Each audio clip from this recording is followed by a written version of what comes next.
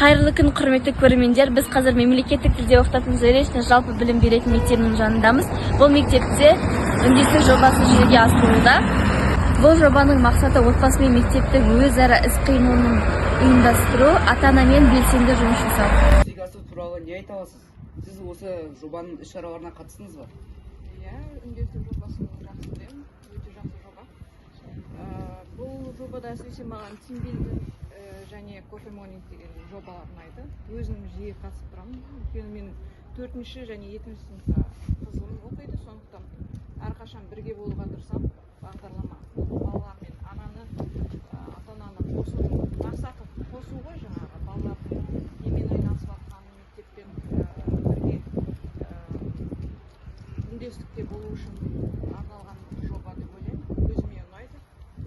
Жақында осы Наурыз мейрамына байланысты мен 4-ші сыныпта қызыммен бірге бағдарламаға қатыстым. 1-ші орын алдық қыздарымызбен. Өте қуанып қалды балаларымыз. Сондықтан менің ойымша өте жақсы жоба. Сіз бұл жобаның облыстың оқу орындарына өзекті және қажетті деп санайсыз ба? Әрине қажетті.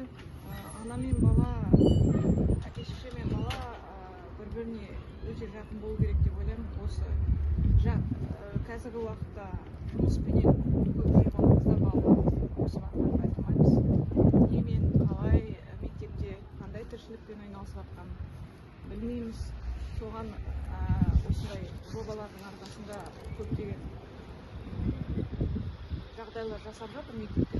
Соған келіп қатысып, баланың көңілін алуға, балаға жақын болуға өте жақсы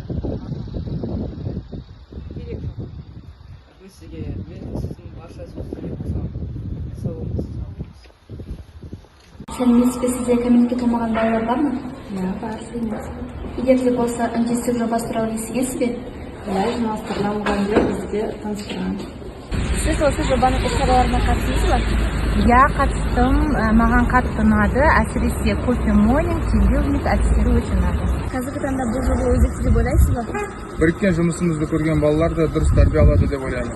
Саламатсыз ба? Саламатсыз. Сіз үндестік жобасын қалай түсінесіз? Бұл ата-ана мен мектеп арасында байланыс. Сәлеметсің бе? Сіз үндестік жобасын қалай түсінесіз? Үндестік жобасы дегеніміз мектеп пен ата-ана арасындағы тығыз қарым-қатынас. Осымен біздің сұхбатымыз аяқталды. Бұл сұхбат арқылы біз мектеп пен ата-ана арасындағы байланысты көрсеткіміз келді. Сіздермен болған 10-шы А сыныбы. Келесі кездескенше.